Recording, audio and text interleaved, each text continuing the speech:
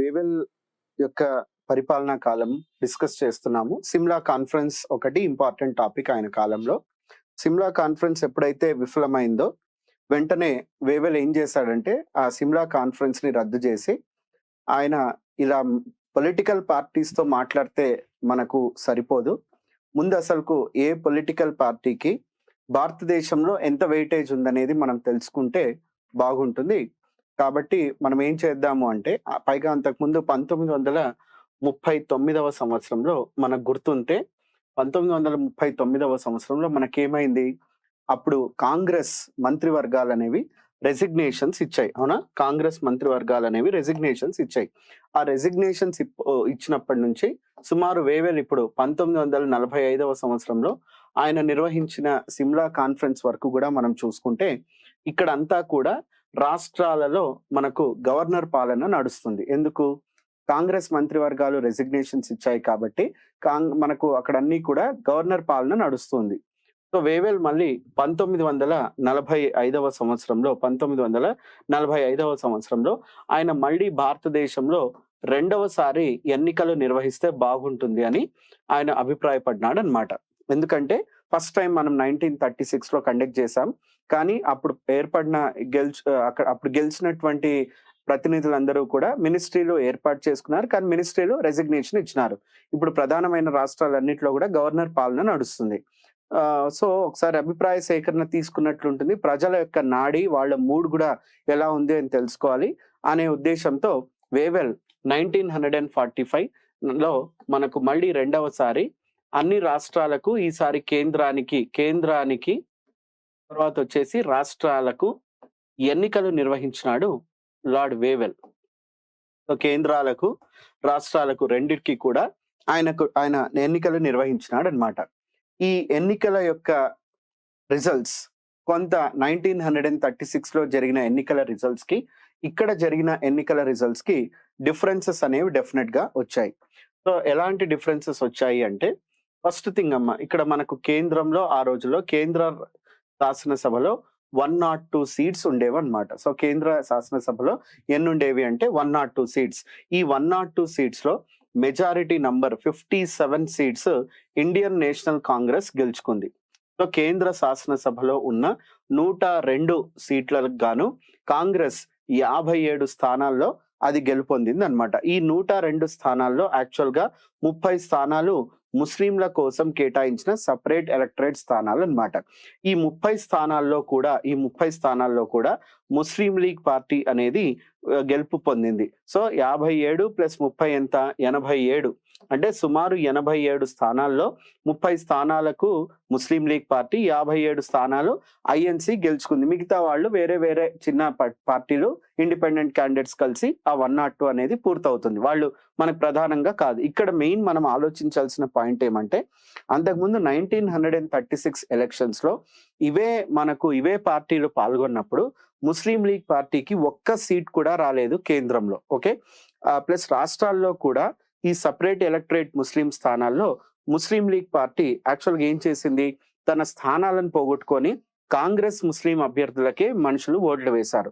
అట్లాంటిది మరి 1936 ఎలక్షన్స్ లో ఎలాంటి ప్రజాదరణ రానటువంటి ముస్లిం లీగ్ పార్టీకి 1945లో మాత్రము ఇక్కడ ముస్లింలలో కొంత ప్రజాదరణ వచ్చింది. ఇక్కడ ఏమైంది అంటే, దీనివల్ల ముస్లిం లీగ్ పార్టీ కేంద్రంలో 30 సీట్లు ముస్లింలకు కేటాయించిన సీట్లుంటే 30కి 30 ముస్లిం లీగ్ పార్టీయే గెలుచుకుంది. ఈవెన్ ఒకసారి మీరు రాష్ట్రాలలో కూడా చూసుకుంటే ఎక్కువ శాతం, అంటే ప్రధానంగా రాష్ట్రాలలో ఎక్కువ శాతం ముస్లిం సీట్లు ముస్లిం లీగ్ పార్టీయే గెలుచుకుంది. అఫ్ కోర్స్ మిగతా నార్మల్ ఏవైతే ఉన్నాయో వాటికి సంబంధించిన సీట్లు మాత్రం కాంగ్రెస్ గెలుచుకున్నప్పటికీ కూడా ముస్లిం సీట్లను ముస్లిం లీగ్ పార్టీ కైవశం చేసుకోవడం ఇక్కడ ప్రధానంగా తేడా వచ్చిందన్నమాట. అంటే ముస్లిం లీగ్ పార్టీకి వెయిటేజ్ పెరిగింది 1945లో. సింధ్ రాష్ట్రంలో పంజాబ్ రాష్ట్రంలో, సింధ్ రాష్ట్రంలో, పంజాబ్ మరియు బెంగాల్ రాష్ట్రాల్లో మనకు ముస్లిం లీగ్ పార్టీ అధికారం చేపట్టిందన్నమాట. అంటే రాష్ట్రాల్లో అధికారం చేపట్టగలిగింది. ఈవెన్ కేంద్రంలో కూడా 30 స్థానాల్లో మనకు ముస్లిం లీగ్ పార్టీ అన్ని స్థానాలు కేంద్రంలో ఆక్రమించుకోబడిందన్నమాట.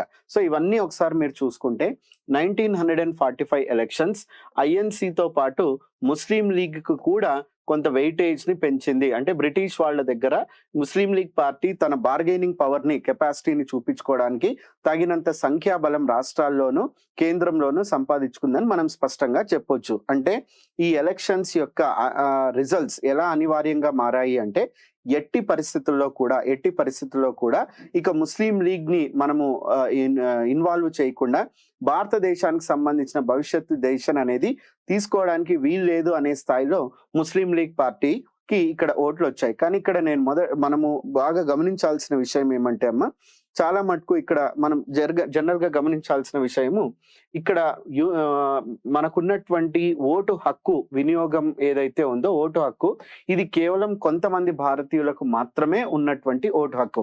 ఈవెన్ ముస్లింలలో కూడా అందరూ ముస్లింలు ఓటు వేసిన ఎలక్షన్స్ కాదు ఇది. సో నేను చెప్పినట్లుగా కేవలం 3% భారతీయులకు మాత్రమే ఈ ఎన్నికలలో పాల్గొనే ఓటు హక్కు ఉండేది.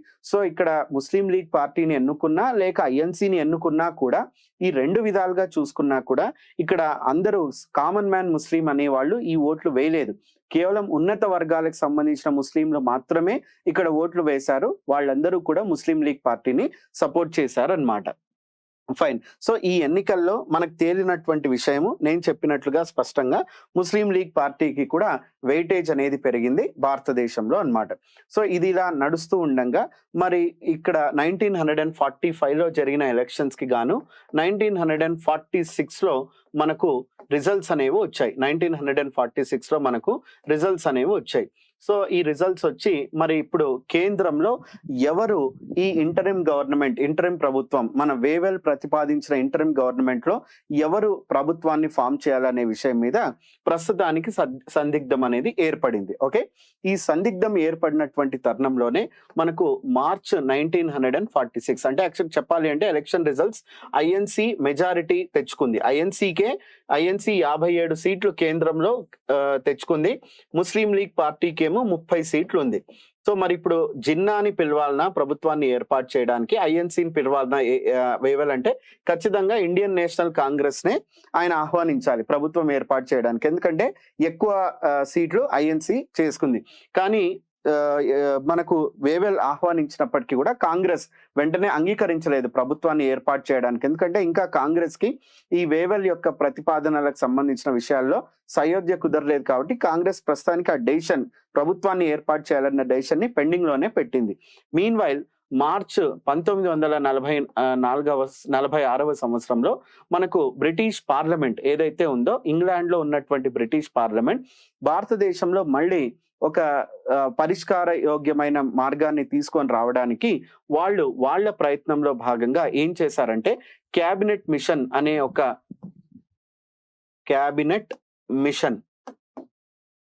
అనే ప్రయత్నాన్ని బ్రిటిష్ ప్రభుత్వం వాళ్ళు చేయడం జరిగింది. సో క్యాబినెట్ మిషన్ ని భారతదేశానికి పంపించినారనమాట. క్యాబినెట్ మిషన్ భారతదేశానికి 1946వ సంవత్సరంలో వచ్చింది. క్యాబినెట్ మిషన్ లో 3 సభ్యులు ఉన్నారనమాట. సో క్యాబినెట్ మిషన్ లో 3 సభ్యులు ఉన్నారు. అంతకు ముందు వచ్చినటువంటి క్రిప్స్ మిషన్ లో ఉన్న సర్ స్టాఫర్డ్ క్రిప్స్, ఆయన ఇందులో ఒక సభ్యుడు. క్రిప్స్ లో భాగంగా వచ్చిన స్టాఫర్డ్ క్రిప్స్ కూడా క్యాబినెట్ మిషన్ లో ఒక సభ్యుడు. ఈయనతో పాటు సో పెథిక్ లారెన్స్ అనేటువంటి వ్యక్తి 2వ సభ్యుడు. ఓకే, పెథిక్ లారెన్స్ అనే వ్యక్తి. 3వ వ్యక్తి అలెగ్జాండర్. ఓకే, సో అలెగ్జాండర్ అంటే ఇక్కడ అలెగ్జాండర్ అనేది పేరు, మనిషి యొక్క పేరు. So Alexander, Pethick Lawrence, sir Stafford Cripps, ఈ 3 సభ్యుల యొక్క బృందాన్నే మనం ఏమంటామంటే క్యాబినెట్ మిషన్ అంటాం. సో బ్రిటిష్ పార్లమెంట్ యొక్క క్యాబినెట్ చేత ఏర్పాటు చేయబడి భారతదేశానికి వెళ్ళి ఇక్కడ ఉన్న రాజకీయ పార్టీలతో చర్చించి స్వాతంత్రాన్ని ఇచ్చే ప్రక్రియ పైన బ్రిటిష్ ప్రభుత్వానికి సలహాలు ఇవ్వవలసిన బాధ్యత క్యాబినెట్ మిషన్ కి ఉందన్నమాట. సో వీళ్ళు భారతదేశానికి వచ్చి ముస్లిం లీగ్ పార్టీతోనూ, కమ్యూనిస్టులతోనూ, తర్వాత ఐఎన్సీ అందరితో చర్చించి వీళ్ళు కొన్ని ప్రతిపాదనలు మే నెలలో తీసుకొని వచ్చినారు అనమాట. సో మే నెల 1946వ సంవత్సరంలో మనకు క్యాబినెట్ మిషన్ యొక్క ప్రతిపాదనలు అనేవి వచ్చాయి. క్యాబినెట్ మిషన్ యొక్క ప్రతిపాదనలు బయటకు వచ్చాయి. క్యాబినెట్ మిషన్ యొక్క ప్రతిపాదనలు బయటకు వచ్చాయి. మరి ఏమి ప్రతిపాదనలు? క్యాబినెట్ మిషన్ యొక్క ప్రతిపాదనలు ఏమున్నాయి అంటే point number 1. So first cabinet machine యొక్క ప్రతిపాదన ప్రకారం ఇది యునైటెడ్ ఇండియా అనే కాన్సెప్ట్ ని ప్రపోజ్ చేసింది అన్నమాట. యునైటెడ్ ఇండియా అంటే విభజన లేనటువంటి సంపూర్ణ, సో ఉమ్మడి భారతదేశం అంటాం కదా. సో దాన్ని క్యాబినెట్ మిషన్ ప్రతిపాదించినటువంటి భారతదేశం ఉమ్మడి భారతదేశం అంటే ఇది విభజనను ఏమాత్రం కూడా ప్రతిపాదించలేదు అన్నమాట. సో క్యాబినెట్ మిషన్ ప్లాన్ ప్రతిపాదించింది ఏమంటే ఉమ్మడి భారతదేశం. ఈ ఉమ్మడి భారతదేశం ఒక సమాఖ్య వ్యవస్థగా ఉంటుంది. ఒక సమాఖ్య వ్యవస్థ అంటే కేంద్రము ఉంటుంది, రాష్ట్రాలు ఉంటుంది. సో ఈ సమాఖ్య వ్యవస్థలో ఒక కేంద్ర ప్రభుత్వము ఉంటుంది, ఆ తర్వాత వచ్చేసి రాష్ట్రాలు కూడా ఉంటాయి. సో రాష్ట్రాలు కూడా ఉంటాయి. ఇక్కడ మనకు ఈ క్యాబినెట్ మిషన్ ప్లాన్ యొక్క ప్రతిపాదనలో వీళ్ళు ఉమ్మడి భారతదేశాన్ని ప్రతిపాదించినారు, ప్లస్ కేంద్రము రాష్ట్రాలు అనే 2 ప్రభుత్వాలు కూడా ఉంటాయి. కాకపోతే మనకు క్యాబినెట్ మిషన్ ప్లాన్ ఏమని ప్రతిపాదించిందంటే కేంద్రానికి తక్కువ పవర్స్ అనేవి ఇచ్చి రాష్ట్రాలకే ఎక్కువ అధికారాలు ఇచ్చే ప్రతిపాదన పెట్టిందన్నమాట. అంటే రాష్ట్రాలకు మనకు రెసిడ్యూరీ పవర్స్ అంటాం కదా కాన్స్టిట్యూషన్ లో, అంటే యూనియన్ లిస్ట్, కంకరెంట్ లిస్ట్, ఆ తర్వాత స్టేట్ లిస్టులో లేనటువంటి కొత్త అంశాలపైన చట్టాలు చేయాలంటే ప్రస్తుతానికి ఎవరు చేయాలి? కేవలం పార్లమెంట్ కే రెసిడ్యూరీ పవర్స్ ఉన్నాయి, అధికారాలు. ప్రస్తుతం మన భారతదేశ రాజ్యాంగం ప్రకారము రెసిడ్యూరీ పవర్స్ అన్ని సెంట్రల్ గవర్నమెంట్ కు ఉంటాయి, అంటే కేంద్రానికి మాత్రమే ఉంటాయి. ఆ కంకరెంట్ లిస్ట్ లో, యూనియన్ లిస్ట్ లో, స్టేట్ లిస్ట్ లో లేనటువంటి అంశాలపైన చట్టాలు చేసే అధికారాలు పార్లమెంట్ కు మాత్రమే ఉన్నాయి. కానీ క్యాబినెట్ మిషన్ ప్లాన్ ఏం చెప్పిందంటే ఈ రెసిడ్యూరీ పవర్స్ అనేవి రాష్ట్రాలతో ఉంటాయి. రెసిడ్యూరీ పవర్స్ అనేవి రాష్ట్రాలతో ఉంటాయి. కేంద్రం అనేది కేవలము మనము ఇంతకుముందు రాజగోపాల్చారి చెప్పినట్లు రక్షణ వ్యవస్థ, తర్వాత సమాచార వ్యవస్థ, ఇంకా విదేశీ వ్యవహారాలు, ఈ 3 విషయాలు మాత్రమే కేంద్రం నిర్వహిస్తుంది. మిగతా అధికారాలన్నీ కూడా రాష్ట్రాల చేతనే నిర్వహించబడతాయి.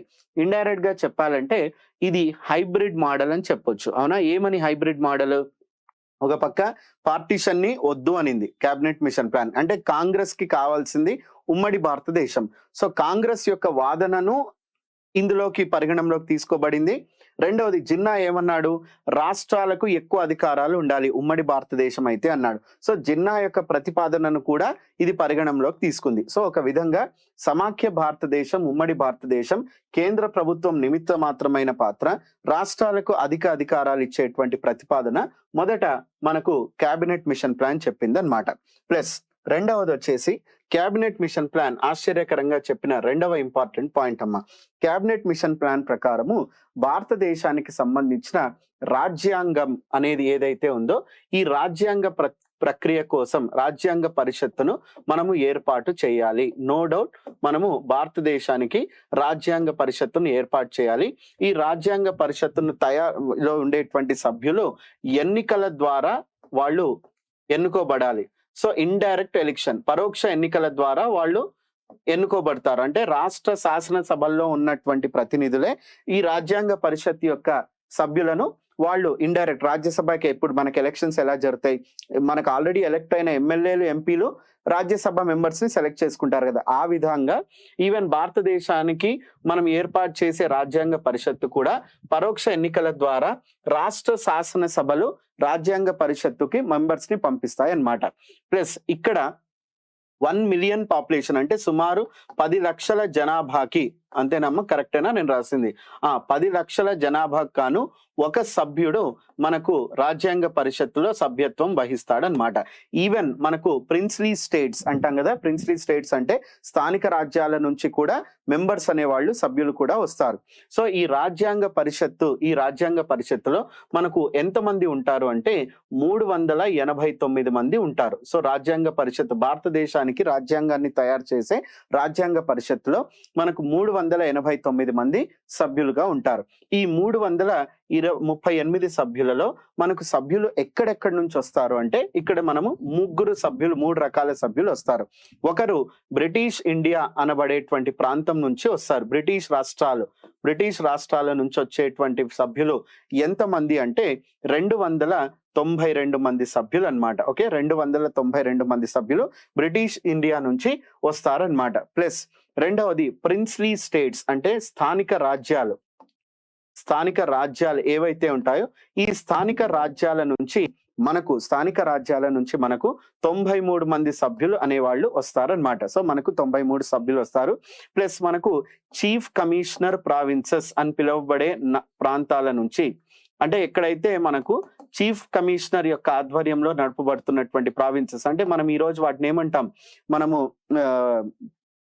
యూనియన్ టెరిటరీస్ అంటాం కదా, అలాంటి కేటగిరీ ఉన్న రాష్ట్రాల నుంచి 4 సభ్యులు వస్తారు. ఓకే, సరిపోయిందమ్మా సంఖ్య. 389 మంది సభ్యులు రాజ్యాంగ పరిషత్తులో పరోక్ష ఎన్నికల ద్వారా వస్తారు. బ్రిటిష్ గా పిలువబడే 11 రాష్ట్రాల నుంచి 292 మంది సభ్యులు, తర్వాత స్థానిక రాజ్యాల నుంచి 93 మంది సభ్యులు, అంటే 385 ఇక్కడతో అవుతుంది, ప్లస్ 4 కరెక్ట్ 389 సరిపోయింది. సో ఇలా సభ్యులు అనేవాళ్ళు వస్తారు. ఓకే, నెక్స్ట్ వచ్చేసి మనకి ఇక్కడ ఈ 292లో కూడా మనము ఒకసారి విభజిస్తే ఇక్కడ ముస్లింల కోసం మనము 78 సీట్లను కేటాయిస్తామన్నమాట. అంటే ముస్లింలకు ఎన్ని సీట్లు రిజర్వ్ అయి ఉంటాయి రాజ్యాంగ పరిషత్లో? 78 సీట్లు ఉంటాయి. అదే విధంగా సిక్కులకి 4 సీట్లు ఉంటాయి. ఓకే, సిక్కులు అనేటువంటి వాళ్లకు 4 సీట్లు, ముస్లింలకు 78 సీట్లు, అంటే మొత్తం ఎంత అయినాయి? 82 అయినాయి. అంటే ఓసీ కేటగిరీ, జనరల్ కేటగిరీకి మనకు 210 మంది సభ్యులు ఉంటారు. 210 జనరల్ కేటగిరీ, 78 ముస్లిమ్స్, 4 సిక్కులు బ్రిటిష్ ఇండియా అనే 11 రాష్ట్రాల నుంచి వస్తారు. సో ఇది క్యాబినెట్ మిషన్ ప్లాన్ ప్రతిపాదించిన రాజ్యాంగ పరిషత్తు ఏర్పాటు యొక్క ప్రక్రియ. ఓకే, రాజ్యాంగ పరిషత్ యొక్క ఏర్పాటు. వీళ్ళు ఎలా వస్తారంటే పరోక్ష ఎన్నికలు. స్థానిక రాజ్యాలలో ఉండే రాజులు ఆయా రాజ్యానికి ఎంతమంది, కొన్ని 2-3 రాజ్యాలకు కలిపి ఒక్కోసారి జనాభా కనీసం 10 లక్షలు లేకపోతే 2-3 రాజ్యాలు కలిపి ఒక వ్యక్తిని వాళ్ళు ఆ రాజు నామినేట్ చేస్తాడు. ఈ 93 మందినేమో నామినేషన్ ద్వారా వస్తారు, మిగతా వాళ్ళేమో ఎన్నికల ద్వారా వస్తారు. ఈ 4 కూడా వైస్రాయ్ నామినేట్ చేసిన పదవుల్లాగా వస్తారన్నమాట. కానీ మనకు రాజ్యాంగ పరిషత్తు ఏర్పాటు కావడంలో స్థానిక రాజ్యాలు ఒక్క సభ్యుడిని కూడా పంపిలేదు. అంటే వాళ్ళు రాజ్యాంగ పరిషత్తుకి సభ్యుడిని పంపించడం అంటే వాళ్ళంతకు వాళ్ళు వాళ్ళ రాజ్యాన్ని త్యాగం చేసి భారతదేశానికి అప్పగిస్తున్నట్లుగా లెక్కలోకి వస్తుంది. కాబట్టి వాళ్ళెవ్వరూ కూడా ఒక్క సభ్యుడిని కూడా పంపిలేదు అన్నమాట. ఫైన్, ఎనీహౌ ఇది క్యాబినెట్ మిషన్ ప్లాన్ యొక్క 2వ ప్రతిపాదన అన్నమాట. నెక్స్ట్ 3వ పాయింట్ చూద్దాం. క్యాబినెట్ మిషన్ ప్లాన్ 3వ ప్రతిపాదన ఏమని చెప్పిందంటే ఇది చాలా ఆశ్చర్యకరమైన ప్రతిపాదన. ఇక్కడ దీని క్యాబినెట్ మిషన్ ప్లాన్ మొత్తానికి మనకు 4 రాజ్యాంగాలను ప్రతిపాదించింది భారతదేశం కోసం. ఇది కొంచెం విచిత్రంగా ఉంది కదా వినడానికి. 4 రాజ్యాంగాలు ఉంటాయి భారతదేశానికి. ఏవేవో ఒకసారి చూద్దాం. సో వీళ్ళ ప్రకారంగా వీళ్ళు ఏం చేశారు అంటే మనకు ముందుగా భారతదేశంలో ఉండే, ఇక్కడ నేను ఇంగ్లీష్లోను తెలుగులోను చెప్తాను, నాన్ ముస్లిం మెజారిటీ స్టేట్స్ అంటే ముస్లింలు మెజారిటీగా లేనటువంటి రాష్ట్రాలు, అంటే లేదా సింపుల్ గా చెప్పాలంటే ముస్లింలు మైనారిటీలుగా ఉండే రాష్ట్రాలు. బ్రిటిష్ ఇండియాగా పిలువబడే 11 రాష్ట్రాలలో నాన్ ముస్లిమ్స్ మెజారిటీగా ఉన్న రాష్ట్రాలు ఎన్ని అంటే 6 రాష్ట్రాలు అన్నమాట. 6 రాష్ట్రాలు. సెకండ్ వచ్చేసి ముస్లిం మెజారిటీ రాష్ట్రాలు. సో ముస్లింలు మెజారిటీగా ఉండే రాష్ట్రాలు ఎక్కడ అంటే ఇవి నార్త్ వెస్ట్ వాయువ్య ప్రాంతంలో ముస్లిం మెజారిటీలుగా ఉన్న రాష్ట్రాలు 3. ఓకే, అదే విధంగా నార్త్ ఈస్ట్, ఇక్కడ ఈశాన్యం వైపు ఇక్కడ ముస్లింలు మెజారిటీగా ఉన్న రాష్ట్రాలు ఏవి అంటే ఇవి 2 రాష్ట్రాలు ఉన్నాయి. సో టోటల్ సరిపోయిందమ్మా లెక్క. 6 + 3 + 2 11 రాష్ట్రాలు. బ్రిటిష్ ఇండియా అని పిలువబడే ప్రాంతం 11 రాష్ట్రాల బ్రిటిష్ ఇండియాగా ఉంది. ఇందులో హిందువులు మెజారిటీగా ఉన్న రాష్ట్రాలు 6, నార్త్ వెస్ట్ వాయువ్య ప్రాంతంలో ముస్లింలు మెజారిటీగా ఉన్న రాష్ట్రాలు 3, తర్వాత వచ్చేసి ఈశాన్య ప్రాంతంలో ముస్లిం మెజారిటీగా ఉన్న రాష్ట్రాలు 2. సో ఈ టోటల్ 11 రాష్ట్రాలు ఉన్నాయి కదా. ఈ ఫస్ట్ 6 రాష్ట్రాలను కలిపి గ్రూప్ ఏ అని చెప్పేసి పిలవాలి. ఈ 3 రాష్ట్రాలను కలిపి గ్రూప్ బి అని చెప్పేసి పిలవాలి. ఈ 3వ కేటగిరీ అయిన 2 రాష్ట్రాలను మనం గ్రూప్ సి అని చెప్పేసి పిలవాలి. సో క్యాబినెట్ మిషన్ యొక్క ప్రతిపాదన ప్రకారము హిందువులు మెజారిటీగా ఉన్న 6 రాష్ట్రాల యొక్క కలయికను గ్రూప్ ఏ రాష్ట్రాలుగా చెప్తాం. సో వాయువ్య ప్రాంతంలో ఉండే 3 ముస్లిం మెజారిటీ రాష్ట్రాలను గ్రూప్ బి గా పిలుస్తాం. ఈశాన్య ప్రాంతంలో ముస్లింల మెజారిటీగా ఉండే 2 రాష్ట్రాలను గ్రూప్ సి గా పిలుస్తాం. సో క్యాబినెట్ మిషన్ ప్రకారము రాజ్యాంగ పరిషత్తు ప్రకారం ఈ 6 రాష్ట్రాల నుంచి ఎన్నుకోబడిన సభ్యులందరూ కలిసి కూర్చొని వాళ్ళు ఈ 6 రాష్ట్రాల కోసం ఒక రాజ్యాంగాన్ని తయారు చేసుకుంటారు. దాన్ని గ్రూప్ కాన్స్టిట్యూషన్ అంటాం. అంటే ఈ 6 రాష్ట్రాలు కలిసి ఒక రాజ్యాంగాన్ని తయారు చేసుకుంటారు. ఈ 3 రాష్ట్రాలు గ్రూప్ బి సభ్యులు ముగ్గురు కూర్చొని వీళ్ళకు ఒక రాజ్యాంగాన్ని తయారు చేసుకుంటారు. ప్లస్ నార్త్ ఈస్ట్ లో ఉన్న ఈ 2 ముస్లిం మెజారిటీ రాష్ట్రాల సభ్యులు వీళ్ళు ఒక రాజ్యాంగాన్ని తయారు చేసుకుంటారు. సో బ్రిటిష్ ఇండియాలో ఉన్న 11 రాష్ట్రాలను క్యాబినెట్ మిషన్ ప్లాన్ 3 వర్గాలుగా విభజించింది. Group A, group B, group C. Group A అందరూ కలిసి వాళ్ళ 6 రాష్ట్రాలకు ఒక రాజ్యాంగాన్ని, గ్రూప్ బి రాష్ట్రాలు 3 రాష్ట్రాలకు ఒక రాజ్యాంగాన్ని, గ్రూప్ సి ఈ 2 రాష్ట్రాలకు ఒక రాజ్యాంగాన్ని, అంటే మొత్తం ఎంత 3 రాజ్యాంగాలు ఎవరికి వాళ్ళకి వస్తాయి. ఈ అందరూ సభ్యులు మళ్ళీ ఈ కాన్స్టిట్యూయెంట్ అసెంబ్లీ అంటే రాజ్యాంగ పరిషత్తులో వీళ్ళు కూర్చొని మళ్ళీ దేశానికంతా ఒక రాజ్యాంగాన్ని తయారు చేస్తారు. అంటే క్యాబినెట్ మిషన్ ప్లాన్ ప్రకారము ఇండియాకంతటికి ఒక కాన్స్టిట్యూషన్ ఉంటుంది. ప్లస్ మొన్నటి వరకు మనకేమైందమ్మా 2019 వరకు జమ్మూ అండ్ కాశ్మీర్ కి ప్రత్యేకంగా వాళ్ళ రాష్ట్ర రాజ్యాంగం, దాంతో పాటు భారతదేశ రాజ్యాంగం సపరేట్ గా ఎలా అయితే ఉందో ఈ క్యాబినెట్ మిషన్ ప్లాన్ ప్రతిపాదన అలాంటిదే అన్నమాట. 6 రాష్ట్రాలకి ఒక రాజ్యాంగం ఉంటుంది, మళ్ళీ వాళ్ళకి పెద్ద రాజ్యాంగంగా భారతదేశ రాజ్యాంగం. 3 రాష్ట్రాలకు ఒక రాజ్యాంగం, మళ్ళీ పెద్దది భారతదేశ రాజ్యాంగం. 2 రాష్ట్రాలకు ఒక రాజ్యాంగం, మళ్ళీ భారతదేశ రాజ్యాంగం. ఇలా టోటల్ భారతదేశానికి ఎన్ని రాజ్యాంగాలను ప్రతిపాదించింది క్యాబినెట్ మిషన్ ప్లాన్ అంటే 4 రాజ్యాంగాలను ప్రతిపాదించింది. ఈ 4 రాజ్యాంగాలు తయారైనాక ఆ విధంగా మనకు ఏమవుతుందంటే పరిపాలన అనేది కొనసాగింపబడుతుంది అనేది క్యాబినెట్ మిషన్ ప్లాన్ యొక్క ప్రతిపాదన అన్నమాట. సో క్యాబినెట్ మిషన్ ప్లాన్ ఎప్పుడైతే బయటకు వచ్చిందో వెంటనే ఇక్కడ మనకేమైందంటే మళ్ళీ ఈ క్యాబినెట్ మిషన్ ప్లాన్ కూడా విఫలమైంది. సింపుల్ గా చెప్పాలి అంటే దాని వెనక కారణాలు మనం తెలుసుకోవాల్సిన పని లేదు. అవి చాలా చిన్న సిల్లీ రీజన్స్ వల్ల క్యాబినెట్ మిషన్ ఏమైంది అంటే ఇది కూడా విఫలమైంది. ఎందుకు అంటే జవహర్లాల్ నెహ్రూకి జిన్నాకి మధ్య క్యాబినెట్ మిషన్ ప్లాన్ యొక్క ప్రతిపాదనల్లో కొన్ని తేడాలు అనేవి, భేదాభిప్రాయాలు వచ్చినాయి. జవహర్లాల్ నెహ్రూ ఏమన్నాడు, ఒకవేళ ఏదైనా ఒక రాష్ట్రం మాకు ఇలా గ్రూప్, మాకంటూ ఒక ప్రత్యేకంగా మా గ్రూప్ కు ఒక ఇప్పుడు ఫర్ ఎగ్జాంపుల్ అంటే నేను సింపుల్ గా ఎగ్జాంపుల్ చెప్తాను చూడండి. ఫర్ ఎగ్జాంపుల్ 6 రాష్ట్రాలు ఫస్ట్ గ్రూప్ ఏ కేటగిరీ అన్నాం. ఈ 6 రాష్ట్రాల్లో ఏదైనా ఒక రాష్ట్రం మాకు ఇలా గ్రూప్ కాన్స్టిట్యూషన్ లో మాకు అవసరం లేదు, మాకు ఇండియన్ కాన్స్టిట్యూషన్ చాలు అని అనుకున్నప్పుడు ఆ రాష్ట్రాన్ని బలవంతంగా ఈ గ్రూప్ లో కూర్చోబెట్టి ఈ గ్రూప్ కాన్స్టిట్యూషన్ ఖచ్చితంగా ఉండాలి అని వాళ్ళ మీద బలవంతంగా రుద్దకూడదు అనేది నెహ్రూ చెప్పాడు. అంటే రాష్ట్రాలకు మీరు చాయిస్ ఇవ్వాలి, రాష్ట్రాలను బలవంతంగా మీరు ఈ గ్రూప్ లో కూర్చోవాల్సిందే, మీరు ఈ గ్రూప్ కాన్స్టిట్యూషన్ పరిధిలోకి రావాల్సిందే అని బలవంతం పెట్టకూడదు. ఎవరికైనా ఆ రీజనల్ కాన్స్టిట్యూషన్ మాకు అవసరం లేదు, మాకు ఇండియన్ కాన్స్టిట్యూషన్ చాలు అనుకుంటే ఆ రాష్ట్రాన్ని బలవంతంగా ఆ కేటగిరీలోకి తోయకూడదు అనేది నెహ్రూ వాదన.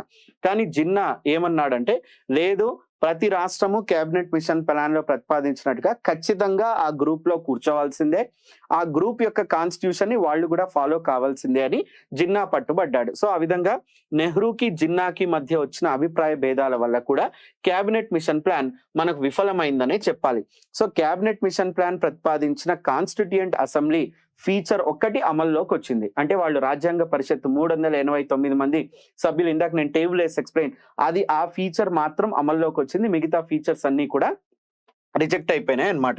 సో ఇదంతా క్యాబినెట్ మిషన్ ప్లాన్ కూడా విఫలమైంది. ఎప్పుడైతే క్యాబినెట్ మిషన్ ప్లాన్ విఫలమైందో సో 16th ఆగస్ట్ 1946 ఇది భారతదేశానికి చెప్పాలంటే చాలా దురదృష్టకరమైన రోజుగా మనం చెప్పొచ్చు అన్నమాట. చాలా దురదృష్టకరమైన రోజు. ఎందుకు అంటే ముస్లిం లీగ్ పార్టీ జిన్నా యొక్క అధ్యక్షతన దీన్ని డైరెక్ట్ యాక్షన్ డేగా ఆయన ప్రకటించినాడు అన్నమాట. అంటే ఇక బ్రిటిష్ వాళ్లతో మనం పెట్టుకుంటే ఇలా సరిపోదు, వీళ్ళు ఎంతసేపు కాంగ్రెస్ కి అనుకూలంగా ఉండేలాగే వీళ్ళు ప్రయత్నాలన్నీ చేస్తున్నారు, ఇక్కడ ఏవి కూడా ముస్లిం లీగ్ ని వీళ్ళు సరిగ్గా ఆదరించట్లేదు, అందరూ కాంగ్రెస్‌నే ఎక్కువ సంప్రదింపులు జరుపుతున్నారు. కాంగ్రెస్‌కే ఎక్కువ ఇది చూపిస్తున్నారు. మన సత్తా ఇక చర్చల ద్వారా వీటి ద్వారా కాదు, డైరెక్ట్ యాక్షన్ మనం తీసుకోవాలి. అసలు ముస్లింల యొక్క పవర్ ఎలా ఉంటుందనేది భారతదేశంలో ఈ బ్రిటిష్ వాళ్ళకి, ఐఎన్‌సీకి చూపియాలనే ఒక దురుద్దేశంతో మొహమ్మద్ అలీ జిన్నా డైరెక్ట్ యాక్షన్ డేని ప్రకటించినాడు 16th August 1946లో.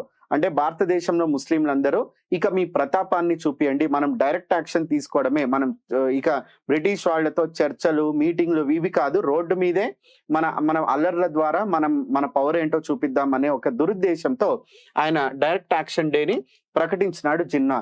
ఇక ఇక్కడ నుంచి మనకు భారతదేశంలో 16th August 1946 నుంచి కూడా కంటిన్యూగా కమ్యూనల్ రైట్స్ అంటే మత కలహాలు అనేవి భారతదేశంలో మొదలు కావడానికి ముఖ్యమైన సంఘటన డైరెక్ట్ యాక్షన్ డే అమ్మ.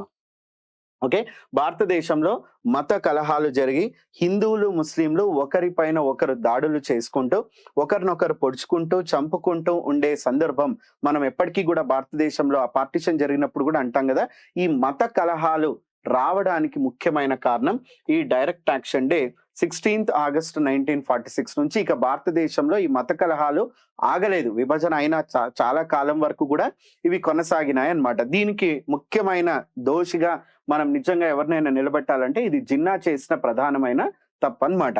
సో కలకత్తా లాంటి నగరంలో ఒక్క రోజులోనే సుమారు 4000 మంది ఒకరినొకరు చంపుకొని చచ్చిపోయినారు అనమాట డైరెక్ట్ యాక్షన్ డే నాడు. సో ఇలా డైరెక్ట్ యాక్షన్ డే భారతదేశం అంతా నడుస్తుంది, మత కలహాలు నడుస్తున్నాయి. సో లా అండ్ ఆర్డర్, శాంతి భద్రతలన్నీ కూడా దెబ్బతిని ఉన్నాయి. ఇలాంటి క్లిష్టమైన పరిస్థితుల్లో వేవెల్ ఏం చేశాడంటే, ఎట్టి పరిస్థితుల్లో కొంచెం నెహ్రూని అంటే ఇండియన్ నేషనల్ కాంగ్రెస్ ని ఒప్పించి మరి సో ఇంటరిం ప్రభుత్వాన్ని వెంటనే ఏర్పాటు చేయవలసిందిగా ఆయన కాంగ్రెస్ ని ఆహ్వానించినాడు అనమాట.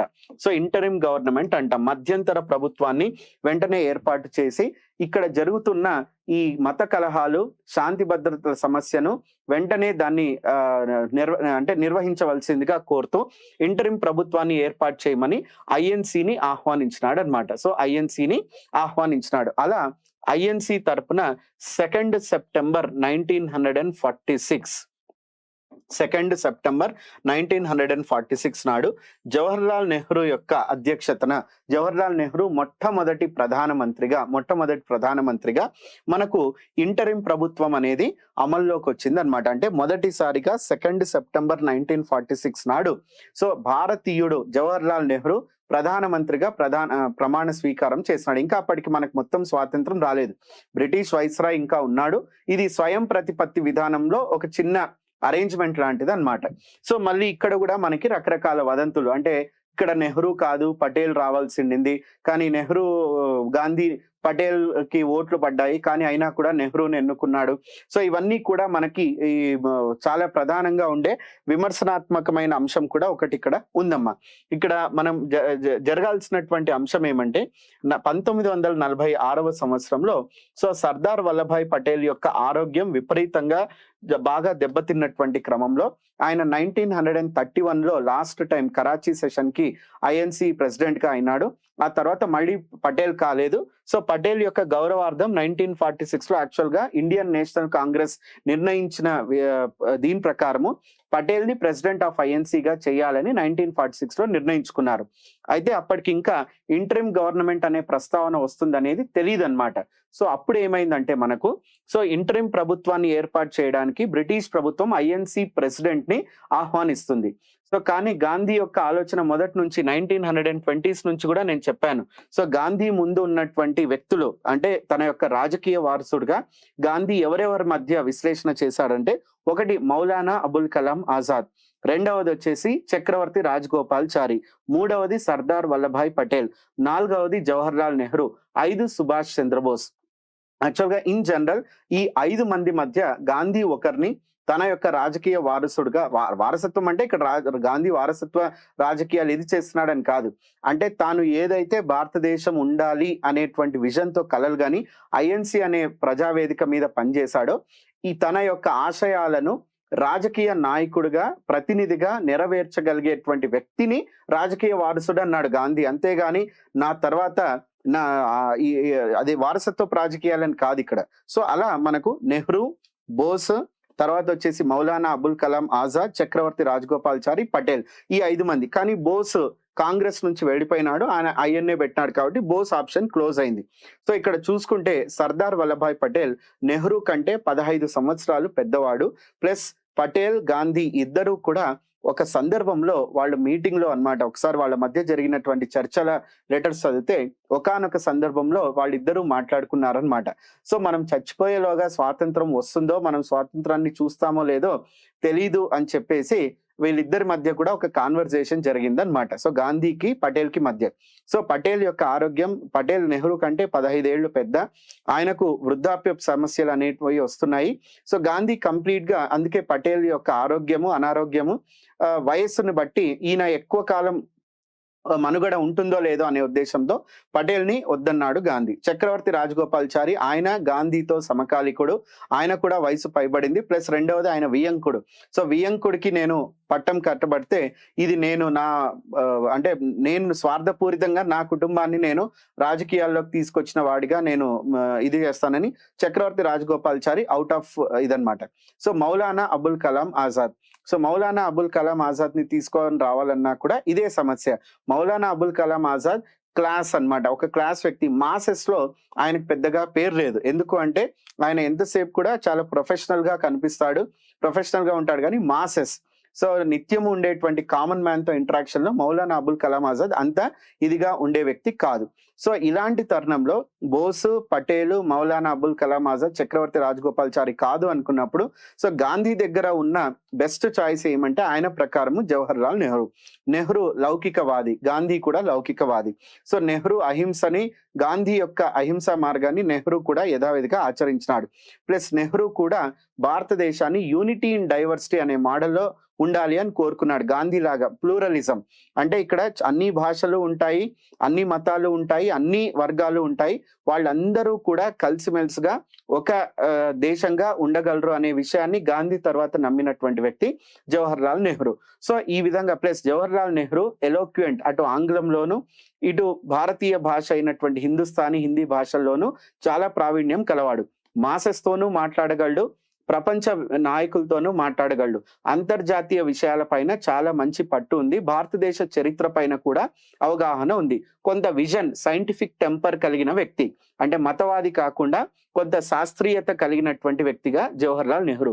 ఈ అంశాలన్నింటినీ కూడా పరిగణంలోకి తీసుకొని గాంధీ నెహ్రూ ప్రధానమంత్రి అయితే బాగుంటుంది దేశ భవిష్యత్తు అని కోరుకున్నాడు. కానీ ఇంకా వేరే స్వార్థం రీజన్స్ కానీ ఇంకేమీ లేవమ్మా, అవన్నీ కూడా మీరు పక్కన పెట్టేయండి. సో 2 సెప్టెంబర్ 19 నేను ఎందుకు చెప్పాల్సి వస్తుంది, ఇంతకుముందు హిస్టరీ క్లాసెస్ లో ఇవేవి చెప్పేవాళ్ళం కాదు, కానీ ఇప్పుడు ఎందుకు ప్రత్యేకంగా చెప్పాల్సి వస్తుందంటే ఆ టాపిక్ ఇక్కడ క్లాస్ లో మనకి అకాడమిక్స్ లో డిస్కషన్ వచ్చినప్పుడు ఆటోమేటిక్ ఏమైందంటే కొన్ని టాపిక్స్ మనకు సోషల్ మీడియాలో అవి కాంట్రవర్సీస్ గా సర్క్యులేట్ అవుతూ ఉన్నాయి. అలాంటప్పుడు మేము ఇక్కడ క్లాస్ చెప్పేటప్పుడు ఆ విషయాన్ని ఇక్కడ ప్రస్తావించకపోతే మళ్ళీ మీకు అదొక క్వశ్చన్ మార్క్ లా మిగిలి మీకు ఆ కుతూహలం అనేది మిగిలిపోతుంది. కాబట్టి అక్కడక్కడ వాటికి మేము బలవంతంగా అయినా మీకు సమాధానం ఇవ్వాల్సిన అవసరం ఏర్పడింది అనమాట.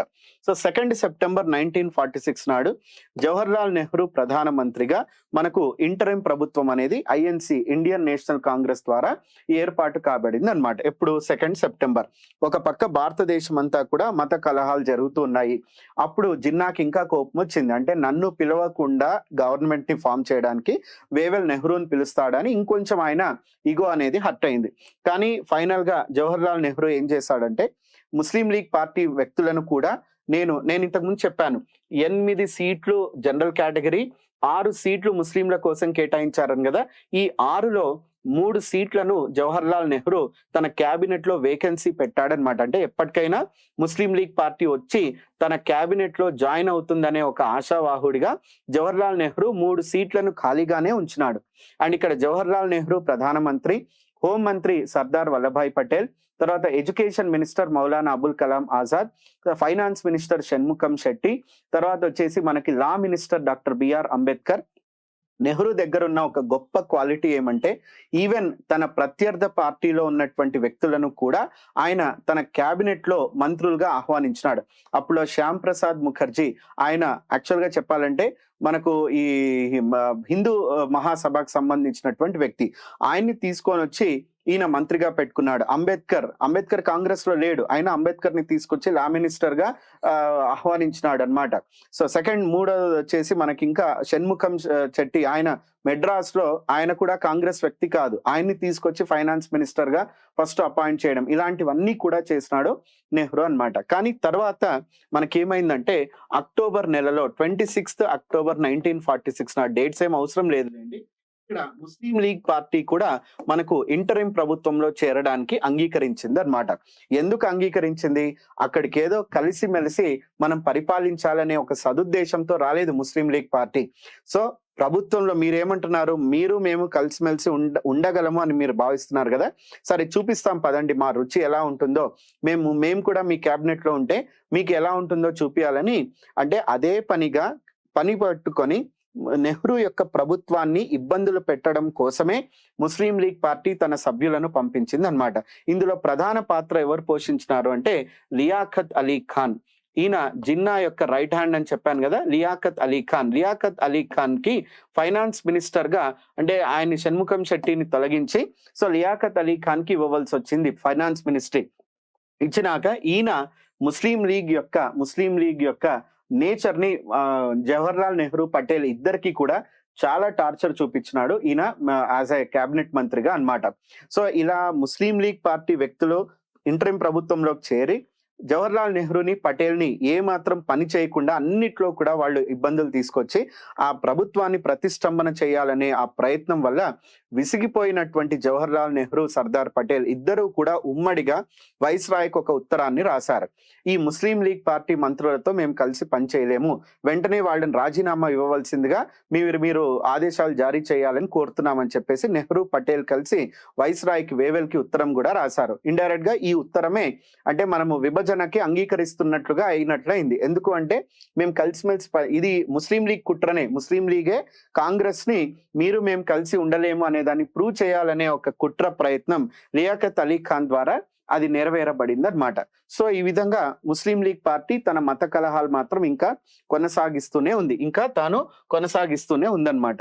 నెక్స్ట్ అప్పుడు మనకేమైందంటే అమ్మా, ఫిబ్రవరి 1947 నాడు మనకు భారతదేశానికి ఒక కొత్త వైస్రాయ్ రావడం జరిగింది. ఎవరు ఆయన అంటే లార్డ్ మౌంట్ బ్యాటెన్. సో భారతదేశానికి ఆఖరి బ్రిటిష్ వైస్రాయ్ ఎవరు అంటే మనం లార్డ్ మౌంట్ బ్యాటెన్ అని చెప్పేసి పిలుస్తాం. లార్డ్ మౌంట్ బ్యాటెన్ భారతదేశం యొక్క ఆఖరి బ్రిటిష్ వైస్రాయ్. ఓకే, ఆఖరి బ్రిటిష్ వైస్రాయ్ ఎవరు అంటే మౌంట్ బ్యాటన్ అన్నమాట. సో ఈయన ఫిబ్రవరి 1947 నుంచి జూన్ 1948, ఈవెన్ స్వాతంత్రం వచ్చినా కూడా కొన్ని నెలల పాటు ఈయన మనకు వైస్రాయ్ ఆఫ్ ఇండియాగా వ్యవహరించినాడు lord Mountbatten. So Mountbatten కాలంలో మనకు జరిగిన ముఖ్యమైన అంశాలు, ఫస్ట్ అట్లీ ప్రకటన అని చెప్పేసి చెప్తాం. అట్లీ ప్రకటన అంటాం. అట్లీ ప్రకటన ఫిబ్రవరి 1947. అట్లీ ప్రకటన ఫిబ్రవరి 1947. సో ఏంటి అట్లీ ప్రకటన అనేది చూద్దాం. మనకు బ్రిటిష్ పార్లమెంట్ ఉంది కదమ్మా. సో బ్రిటిష్ పార్లమెంట్ లో మనకు 1946 లో అంటే రెండవ ప్రపంచ యుద్ధం ముగిసాక అక్కడ పార్లమెంట్ జనరల్ ఎలక్షన్స్ అనేవి, సార్వత్రిక ఎన్నికలు జరిగినాయి బ్రిటన్ లో. సో యుద్ధం టైంలో మనకేమైంది, సో బ్రిటిష్ పార్లమెంట్ ప్రపంచ యుద్ధం జరిగేటప్పుడు ఎవరు పరిపాలించినారు బ్రిటిష్ ప్రభుత్వం తరఫున అంటే కన్జర్వేటివ్ పార్టీ అంటాం. కన్జర్వేటివ్ పార్టీ అధికారంలో ఉండింది ఎప్పుడు? రెండవ ప్రపంచ యుద్ధం జరిగినప్పుడు. ఆ రెండవ ప్రపంచ యుద్ధం జరిగినప్పుడు కన్జర్వేటివ్ పార్టీ విన్స్టన్ చర్చిల్ అధికారంలో ఉన్నప్పుడు అపోజిషన్ ఎవరున్నారు అంటే, అప్పుడున్నటువంటి అపోజిషన్ పార్టీ ఎవరు అంటే ప్రతిపక్షంగా ఎవరు కూర్చున్నారు? లేబర్ పార్టీ ప్రతిపక్షంలో ఉంది. ఈ లేబర్ పార్టీకి ముఖ్యమైన నాయకుడు క్లిమెంట్ అట్లీ అంటాం. సో ఆ లేబర్ పార్టీకి ముఖ్యమైన నాయకుడు ఎవరు అంటే క్లిమెంట్ అట్లీ.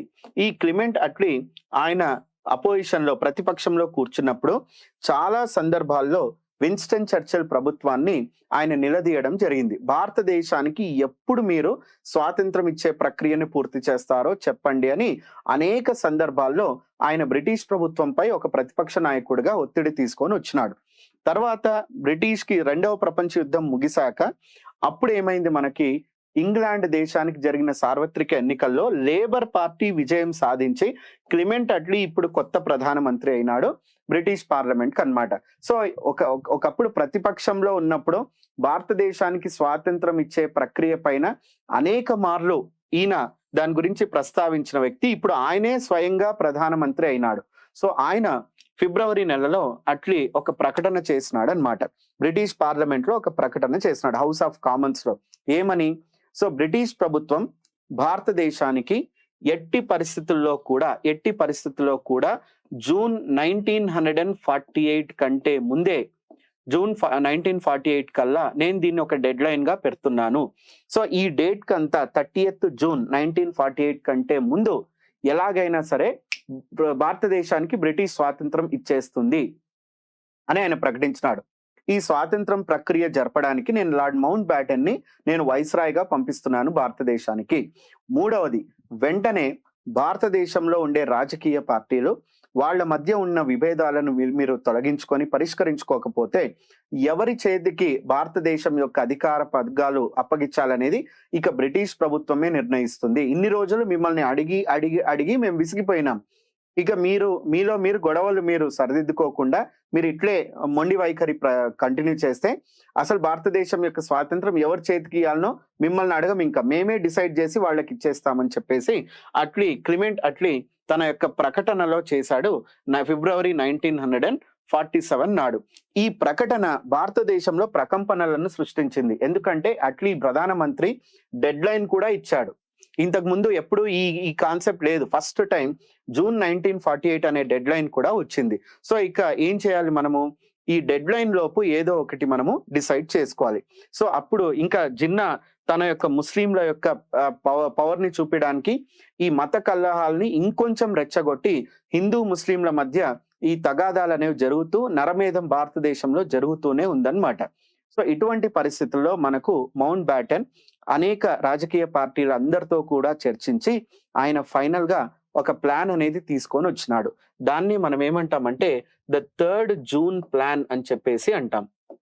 మౌంట్ బ్యాటన్ ప్రతిపాదించిన ప్లాన్ ని మనం ఏమని పిలుస్తాము అంటే 3rd జూన్ ప్లాన్ అంటామమ్మ. మౌంట్ బ్యాటన్ యొక్క 3rd June plan 3rd June 1947 నాడు ఆయన ఒక ప్రతిపాదన తీసుకొని వచ్చినాడు. ఆయన తీసుకొచ్చినటువంటి ప్రతిపాదన ప్రకారము ఫస్ట్ పాయింట్, ఆయన భారతదేశం విభజన చెయ్యాలా లేక ఉమ్మడిగా ఉండాలా అనే విషయాన్ని ఫస్ట్ తేల్చాలి నేను.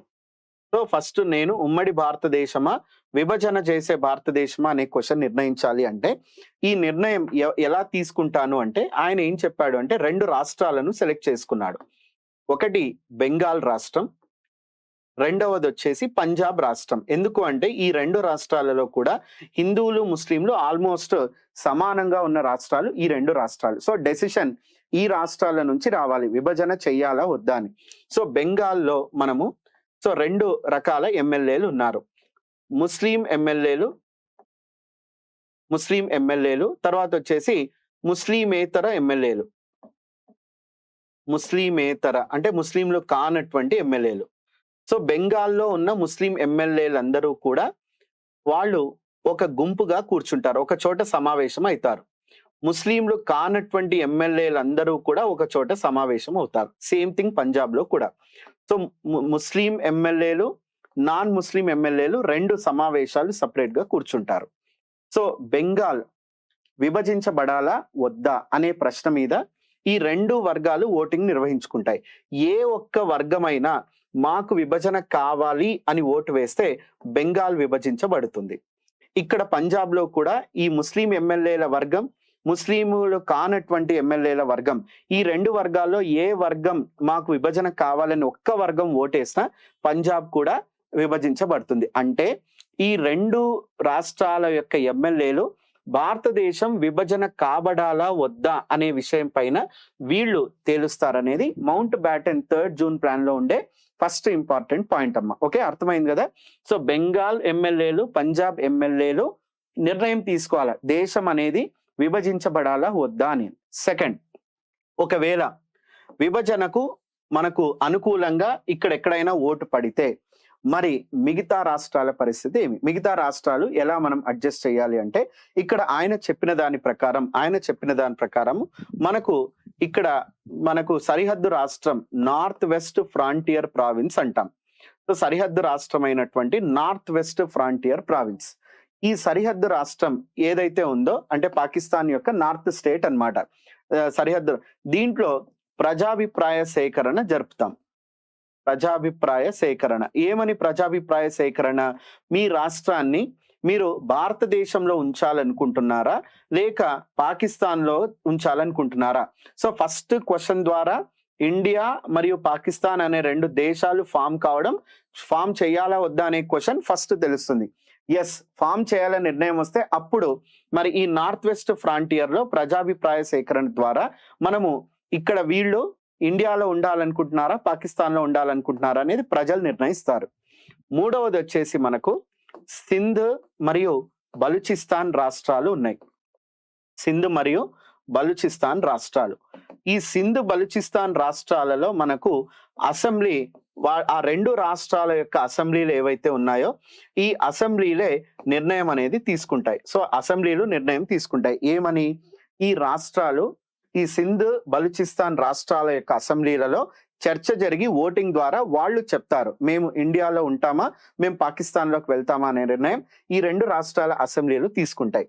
నెక్స్ట్ నాలుగవది వచ్చేసి మనకు అస్సాం రాష్ట్రంలో సిల్హెట్ అనే ఒక జిల్లా ఉంటుంది. ఈ సిల్హెట్ జిల్లా అటు ఈస్ట్ బెంగాల్ కి వెస్ట్ బెంగాల్ కి మధ్య ఒక జంక్షన్ లాగా ఉంటుంది. సో ఈ సిల్హెట్ జిల్లాలో ఉన్నటువంటి ప్రజలు కూడా ప్రజాభిప్రాయ సేకరణ ద్వారా వీళ్ళు ఈస్ట్ అంటే పాకిస్తాన్ అయినటువంటి ఆ ఈస్ట్ పాకిస్తాన్ లో ఉంటారా, ఇండియాలో వెస్ట్ బెంగాల్లో ఉంటారా అనేది సిల్హెట్ జిల్లా ప్రజలు వాళ్ళే నిర్ణయించుకుంటారు అనేది కూడా మౌంట్ బ్యాటన్ ప్రతిపాదనలో ఉందన్నమాట. 3rd June. నెక్స్ట్ ఆ తర్వాత 5వ పాయింట్, ఈ రెండు దేశాలు ఏర్పడాలి అంటే మనము ఈ రెండు దేశాలకు మధ్య అంతర్జాతీయ సరిహద్దును మనము డిజైన్ చేయాలి కదా, బార్డర్ అనేది మనము సరిహద్దును కూడా డిజైన్ చేయాలి. అందుకోసము ఏం చేస్తాను అంటే, ఒకవేళ అలా ఉంటే ఈ సరిహద్దు నిర్ణయించడానికి ఒక కమిషన్ ను ఏర్పాటు చేస్తాం. బౌండరీ కమిషన్ ను ఏర్పాటు చేసి ఈ కమిషన్ ఇండియాకి పాకిస్తాన్ కి మధ్య ఉండే బార్డర్ ని సరిహద్దు కమిషన్ డిసైడ్ చేస్తుంది. నెక్స్ట్ 6వ ఇంపార్టెంట్ పాయింట్ వచ్చేసి మరి స్థానిక రాజ్యాలు ఏవైతే ఉంటాయో ఈ స్థానిక రాజ్యాలు మరి వాళ్ళు ఇండియాలో చేరాలా లేక పాకిస్తాన్ లో చేరాలా అనేటువంటి విషయం పైన వాళ్ళ యొక్క రెస్పెక్టివ్ అంటే భారతదేశ ప్రభుత్వంతో పాకిస్తాన్ ప్రభుత్వంతో చర్చలు జరుపుకొని దాని ద్వారా వాళ్ళు నిర్ణయించుకోవచ్చు, వాళ్ళు ఇండియాలోకి ఉండాలనుకుంటున్నారా పాకిస్తాన్ లోకి ఉండాలనుకుంటున్నారా అనేది వాళ్ళు ఆ రెస్పెక్టివ్ గవర్నమెంట్స్ భవిష్యత్తు ప్రభుత్వాలతో నిర్ణయించుకొని విలీన ప్రక్రియ చేసుకోవచ్చు. ఇది 3rd జూన్ ప్లాన్ అని చెప్పేసి పిలుస్తామమ్మా. ఏమని పిలుస్తాం దీన్ని? 3rd జూన్ ప్లాన్ అని చెప్పేసి పిలుస్తాం. సో ఈ 3rd జూన్ ప్లాన్ ఎప్పుడైతే కాంగ్రెస్ పార్టీకి ముస్లిం లీగ్ పార్టీకి వీళ్ళందరి చేతుల్లో పెట్టినారో ఇక్కడ ఎటు తప్పని పరిస్థితుల్లో కాంగ్రెస్ పార్టీ ఈ 3rd జూన్ ప్లాన్ ని ఇంకా ఒప్పుకుంది. ఎందుకు? క్లిమెంట్ అట్లీ డెడ్ లైన్ పెట్టాడు. ఇక్కడ చూస్తే జిన్నా ఎక్కడా కూడా సహకరించట్లేదు. ఆయన ఉమ్మడిగా కలిసి ఉందామంటే ఇంటరిం ప్రభుత్వంలో మంత్రులను పెట్టి ఈ విధంగా ఇబ్బందులు పెడుతున్నాడు. లేదు, విభజన అంటే దేశం నష్టపోతుంది. మరి కలిసిమెలిసి ఇక్కడ ఉంటే ప్రస్తుతానికేమో మారణకాండ జరుగుతుంది. సో ఇండియన్ నేషనల్ కాంగ్రెస్ ప్రకారము వాళ్ళు విభజనను ఒప్పుకోవడానికి ప్రధానమైన కారణం భారతదేశంలో హిందువులకి ముస్లింలకి మధ్య జరుగుతున్న హత్యలు, మారణకాండ. సో ఈ మారణకాండను ముందు మనం ఆపాలి. ఇమ్మీడియట్ సొల్యూషన్ ఏమంటే పార్టీషన్ కి ఒప్పుకోవాలి. ఆ తర్వాత భవిష్యత్తులో మళ్ళీ కావాలనుకుంటే మళ్ళీ మనము ఈ రెండు దేశాలను ఒకటిగా చేసే ప్రక్రియ ముందు తరాల్లో మనం ఆలోచించుకుందాం. ప్రస్తుతానికైతే దేశంలో జరుగుతున్న ఈ యుద్ధం, సివిల్ వార్, ఈ సిచ్యువేషన్ ని అవాయిడ్ చేసి అమాయకుల ప్రాణాలను మనము రక్షించాలంటే ఏకైక మార్గం తప్పని పరిస్థితిగా లెస్ ఈవిల్ అంటాం. అంటే విభజన నష్టమే, ఇటు ప్రజల ప్రాణాలు పోవడము నష్టమే. కానీ ఈ రెండు నష్టాల్లో ఏ నష్టాన్ని మనము ప్రిఫర్ చేయాలి అంటే విభజనను. మనం ఇప్పుడు ప్రస్తుతానికి ఉన్న పరిస్థితిలో విభజన కష్టమైన, భారమైన, అది మనకు ఇష్టం లేకపోయినా మనం దీన్ని అంగీకరిస్తే మనం ఒక పెద్ద డ్యామేజ్ ని రెడ్యూస్ చేయగలుగుతామనే ఉద్దేశంతో Indian national Congress 3rd June plan ని ఒప్పుకోవడం జరిగింది అనమాట. సో అంతేగాని ఇక్కడ ఏదో కొన్నిసార్లు నేను మళ్ళీ చెప్పినట్లుగా స్వార్థపూరితమైన కొన్ని అంశాలు చరిత్రను తప్పుడుగా చిత్రీకరించే విధంగా సర్క్యులేషన్స్ పోతూ ఉంటాయమ్మా. వాటిని మీరు పక్కన పెట్టి మీరు జరిగినటువంటి చారిత్రక సంఘటనల్ని మాత్రమే మీరు అకాడమిక్స్ లో దృష్టిలో ఉంచుకోండి. ఓకే, సో ఇది మనకు దీని ద్వారా. సో 3rd జూన్ ప్లాన్ ఎప్పుడైతే ఐఎన్సి ముస్లిం లీగ్ ఇద్దరు అంగీకరించారో వెంటనే ఈ 3rd జూన్ ప్లాన్ యొక్క ప్రతిపాదనలకు అనుగుణంగా, సో 3rd జూన్ ప్లాన్ ప్రకారం అంగీకరించినారు. ఇక్కడ ఆటోమేటిక్ గా ఏమైందంటే అమ్మా, ఈ నార్త్ వెస్ట్ ఫ్రాంటియర్ ప్రావిన్స్ యొక్క ప్రజాభిప్రాయ సేకరణ, ఇక్కడ నేను చెప్పినట్లు ముందు బెంగాల్, పంజాబ్ రాష్ట్రాల్లో ముస్లిం ఎమ్మెల్యేలు అందరూ కలిసి కూర్చొని విభజన కావాలి అని ఓటు వేశారు. సో ఆటోమేటిక్ గా ఇండియా, పాకిస్తాన్ అనే 2 దేశాలు ఏర్పాటు కావడం అనివార్యమైంది. రెండవది, నార్త్ వెస్ట్ ఫ్రాంటియర్ ప్రావిన్స్ లో ప్రజాభిప్రాయాన్ని సేకరించినప్పుడు వాళ్ళు పాకిస్తాన్ లో చేరాలి అనే ప్రజాభిప్రాయం వచ్చింది. సింధ్ మరియు బలూచిస్తాన్ రాష్ట్రాలు ఈ 2 కూడా వాళ్ళ అసెంబ్లీలో ఏవైతే ఉన్నాయో అవి కూడా మేము పాకిస్తాన్ లో జాయిన్ అవుతామని చెప్పారు. సిల్హెట్ జిల్లాలో జరిగిన ప్రజాభిప్రాయ సేకరణ కూడా వీళ్ళు ఈస్ట్ పాకిస్తాన్ లో చేరతామనే అభిప్రాయాన్ని ఇక్కడ వెల్లడించారు. సో ఆ విధంగా మనకు అటు బెంగాల్, పంజాబ్ రాష్ట్రాలేమో విభజన కావాలి అని ఓటు వేశారు. ఆ ఓటుకి పర్యావసంగా మనము ఈ రాష్ట్రాల్లో నిర్వహించినటువంటి ఈ అభిప్రాయ సేకరణలో కూడా కొన్ని పాకిస్తాన్ లోకి వెళ్ళిపోవడం జరిగింది. సో మౌంట్ బ్యాటన్ ఏం చేశాడు అంటే, అప్పట్లో స్కాట్లాండ్ నుంచి మనకు సర్ రాడ్క్లిఫ్ అనేటువంటి ఒక వ్యక్తిని, ఈయన మ్యాప్ ఎక్స్పర్ట్, కార్టోగ్రాఫర్ అంటాం, సర్ రాడ్క్లిఫ్ అనే వ్యక్తిని తీసుకొచ్చి ఈయన అధ్యక్షతన సరిహద్దు కమిషన్ ను నియమించినాడు అనమాట. ఈయన అధ్యక్షతన సరిహద్దు కమిషన్ ను నియమించినాడు. ఎవరు? Lord mount baton. So Radcliffe యొక్క అధ్యక్షతన సరిహద్దు కమిషన్ ను ఏర్పాటు చేస్తే ఈ సరిహద్దు కమిషనే మనకు భారతదేశానికి పాకిస్తాన్ కి మధ్య సరిహద్దును డిసైడ్ చేసింది అనమాట. సో దాన్ని రాడ్క్లిఫ్ బౌండరీ అంటాం. అందుకే మనం ఏమని పిలుస్తాం? రాడ్క్లిఫ్ అంటే ఇండియాకి పాకిస్తాన్ కి మధ్య ఉన్నదాన్ని రాడ్క్లిఫ్ బౌండరీ అంటాం. అదే విధంగా ఇండియాకి బంగ్లాదేశ్ కి మధ్య ఉండే బౌండరీని కూడా మనం రాడ్క్లిఫ్ బౌండరీని అని అంటాం. ఎందుకంటే ఒకప్పుడు దీన్ని అది ఈస్ట్ పాకిస్తాన్, తర్వాత 1971 లో బంగ్లాదేశ్ అయింది. సో కాబట్టి అంతకు ముందు ఆ బార్డర్ యాస్టీస్ గా కంటిన్యూ అయింది. కాబట్టి ఇండియాకి బంగ్లాదేశ్ కి మధ్య ఉండే సరిహద్దుని రాడ్క్లిఫ్ బౌండరీ అంటాం. ఇండియాకి పాకిస్తాన్ కి మధ్య ఉండే బౌండరీని కూడా రాడ్క్లిఫ్ బౌండరీ అంటాం. Okay, so 3rd June 1947 plan ఆధారంగా 3rd జూన్ 1947 ప్లాన్ ఆధారంగా బ్రిటిష్ పార్లమెంట్ లో మనకు ద ఇండియన్ ఇండిపెండెన్స్ యాక్ట్ అనే చట్టం పాస్ కాబడింది అనమాట.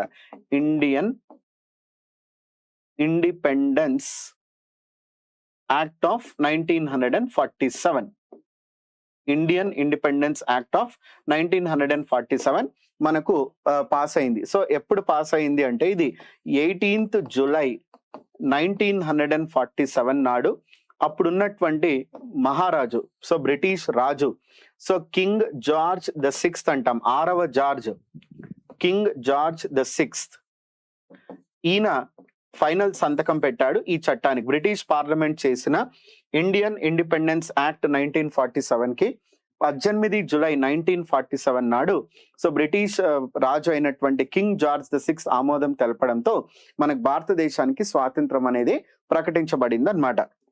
ఇక్కడ ఈ చట్టం ప్రకారం, ఈ చట్టంలో ఉన్న దాని ప్రకారము ప్రస్తుతానికి ఉన్నటువంటి భారతదేశం బ్రిటిష్ ఇండియా, ఎస్పెషల్లీ భారతదేశం అంటే ఇక్కడ బ్రిటిష్ ఇండియా అని పిలువబడే ప్రాంతం మనకు ఇండియా మరియు పాకిస్తాన్ గా విభజించబడుతుంది అన్నమాట. సో ఈ ఇండియాకి, పాకిస్తాన్ కి ఈ రెండు దేశాలు కూడా వాళ్ళ రాజ్యాంగ పరిషత్తును ఏర్పాటు చేసుకున్నారు. ఆ రాజ్యాంగ పరిషత్తులు వాళ్ళ రాజ్యాంగాలను ఏర్పాటు చేస్తారు. ఈ రాజ్యాంగాలు తయారయ్యే వరకు ఇండియాకి ఈ గవర్నర్ జనరల్ ఆఫ్ ఇండియా అనే వ్యక్తి కొనసాగుతాడు. పాకిస్తాన్ కి గవర్నర్ జనరల్ ఆఫ్ పాకిస్తాన్ అనే ఒక కొత్త పదవి అమల్లోకి వస్తుంది. ఎప్పటి వరకు? వాళ్ళ రాజ్యాంగాన్ని తయారు చేసుకోవడం పూర్తయ్యే వరకు అన్నమాట. సో అప్పుడు కావాలంటే 2 దేశాలు ఒకే వైస్రాయ్ని అపాయింట్ చేసుకోవచ్చు. కానీ భారతదేశం యొక్క తొలి గవర్నర్ జనరల్ ఆఫ్ ఇండియాగా, అంటే స్వతంత్ర భారతదేశానికి తొలి ఇక్కడ యాక్చువల్ గా అయితే పాకిస్తాన్ యొక్క ఆవిర్భావం 14th August 1947 నాడు ఏర్పడింది. వేరాస్ ఇండియా అనేటువంటి దానికి ఇండిపెండెన్స్ ఏమో 15th August 1947, 1 day డిఫరెన్స్ తో ఫార్మ్ అయింది. సో ఇండియా స్వతంత్ర భారతదేశానికి మొదటి గవర్నర్ జనరల్ ఆఫ్ ఇండియాగా ఎవరు వ్యవహరించినారు అంటే మనకు మౌంట్ బ్యాటన్ అన్నమాట. సో మౌంట్ బ్యాటన్ ఎప్పటి వరకు? జూన్ 1948 వరకు. సో కానీ మనకు రాజ్యాంగం అమల్లోకి ఎప్పుడు వచ్చిందమ్మా? నవంబర్ 1949 వచ్చింది. సో అప్పుడు మనకు స్వతంత్ర భారతదేశానికి రెండవ వైస్రాయ్గా, రెండవ గవర్నర్ జనరల్ గా లేదా మొదటి భారతీయ వైస్రాయ్గా ఎవరు అన్నారు అంటే చక్రవర్తి రాజగోపాలాచారి. సో భారతదేశానికి మనకు రాజ్యాంగం అమల్లోకి వచ్చే వరకు మనకు సి రాజగోపాలాచారి, ఈయన గవర్నర్ జనరల్ ఆఫ్ ఇండియాగా ఉన్నారు. సి రాజగోపాలాచారి. సో ఈయన లాస్ట్ ఎప్పటి వరకు అంటే మనకు తెలుసు కదమ్మా, doctor Rajendra Prasad president of ఇండియాగా, ఫస్ట్ ప్రెసిడెంట్ గా ఎన్నుకోబడే వరకు ఈయన చక్రవర్తి రాజగోపాలాచారి కంటిన్యూ అయినాడు. పాకిస్తాన్ యొక్క మొట్టమొదటి గవర్నర్ జనరల్ ఆఫ్ పాకిస్తాన్ గా మొహమ్మద్ అలీ జిన్నా ఉన్నాడు. ఆ పాకిస్తాన్ కి మొదటి ప్రధానమంత్రిగా సో లియాఖత్ అలీ ఖాన్, ఆయన యొక్క అనుచరుడైనటువంటి లియాఖత్ అలీ ఖాన్. సో వాళ్ళ సపరేట్ రాజ్యాంగ పరిషత్తును ఏర్పాటు చేసుకొని రాజ్యాంగాన్ని తయారు చేసుకున్నారు. మన రాజ్యాంగాన్ని ఎప్పటి నుంచి తయారు చేశారు? మన వాళ్ళు సుమారు 1946వ సంవత్సరంలో ఏర్పాటైన రాజ్యాంగ పరిషత్తు సుమారు 2 సంవత్సరాల పాటు 11 నెలలు 18 రోజులు 2 years 11 months 18 days constituent assembly work లో పెట్టుకొని వాళ్ళు మన రాజ్యాంగాన్ని తయారు చేశారు. సో ప్రియాంబుల్ పరంగా చూసుకుంటే మన రాజ్యాంగం అనేది 26th November 1949 నాడు అమల్లోకి వచ్చింది. కానీ భారతదేశానికి ప్రెసిడెంట్ మాత్రం ఎప్పుడు అమల్లోకి వచ్చాడు అంటే 26th January 1950 నాడు డాక్టర్ రాజేంద్ర ప్రసాద్ మొదటి స్వతంత్ర భారతదేశం యొక్క అధ్యక్షుడిగా ఆయన ఎన్నుకోబడ్డాడు అన్నమాట. ఓకే, సో ఇది మనకు ఇండియన్ ఇండిపెండెన్స్ యాక్ట్ ఆఫ్ 1947. ఈ చట్టంలో పొందుపరిచిన ఇంకొక ఇంపార్టెంట్ పాయింట్ స్థానిక రాజ్యాల గురించి అన్నమాట. సో స్థానిక రాజ్యాల గురించి కూడా ఒక ఇంపార్టెంట్ పాయింట్ పొందుపరచబడింది. స్థానిక రాజ్యాలకు బ్రిటిష్ ప్రభుత్వానికి మధ్య ఉన్న సంబంధం ఈ చట్టంతో మనకు తెగిపోతుందని చెప్పారు. The paramountcy of the British government over the princely states ends here. The paramountcy of the British government ends here అంటే ప్రస్తుతం భారతదేశం స్థానిక రాజ్యాలపై బ్రిటిష్ సార్వభౌమత్వం ఇన్ని రోజులు ఏదైతే రిలేషన్ లో ఉన్నారో సంధుల ద్వారా అవన్నీ ముగిసి ప్రస్తుతానికి అవన్నీ కూడా స్వతంత్ర రాజ్యాలు. ఈ స్థానిక రాజ్యాలు ఇటు భారతదేశ ప్రభుత్వంతోనూ పాకిస్తాన్ ప్రభుత్వంతోనూ ఫర్దర్ చర్చలు జరిపి వాళ్ళు ఆ దేశాలతో ఎలాంటి సంబంధాలు విలీనం కావాలనుకుంటున్నారా లేక ఇంకేవైనా వేరే రకమైన సంబంధాలు పెట్టుకోవాలనుకుంటున్నారా అనేది వాళ్ళ అంతర్గత చర్చల ద్వారా వాళ్ళు నిర్వహించుకోవాలి అనే పాయింట్ ద్వారా ఇది అమల్లోకి వచ్చిందన్నమాట. సో ఆ విధంగా Indian independence act of 1947 and partition of ఇండియాతో మనకు ఆ భారతదేశానికి సంబంధించిన స్వాతంత్ర ప్రక్రియ మనకు ముగిసిందన్నమాట. ఓకే.